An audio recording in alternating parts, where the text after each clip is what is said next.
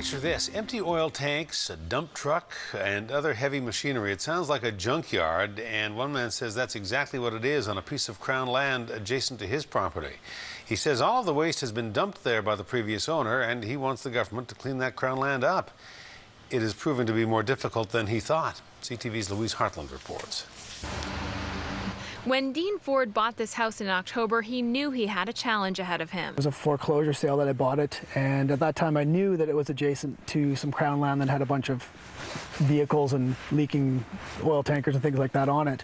Ford says he took tons of waste off his property, including 7 vehicles. I suspected once I let the ministry or the Crown know about, the garbage and stuff that had been dumped on their property, that they would in turn clean up their piece. But as you can see, that hasn't happened. Everywhere you look, there is garbage. There's excavators, RVs, oil tanks, oil containers, derelict trucks, a dump truck full of old computers, plywood, scrap metal in the creek. Not to mention an oil tanker. You can smell it. Yeah, it leaks into this bucket here. You can see in there. I'll pull it out for you. It's diesel fuel or something, it would be my guess. Just meters away, a stream wanders through the property. Ford's biggest concern is what's leaching into this creek on Crown property, which runs right across the road and into Millstream Creek.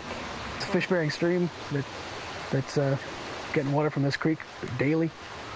Ford says he was shocked at the response he got from the government. The gentleman I was talking to told me that this was someone's property, personal property, and that if I took anything off this piece of Crown land, that I could be charged with theft.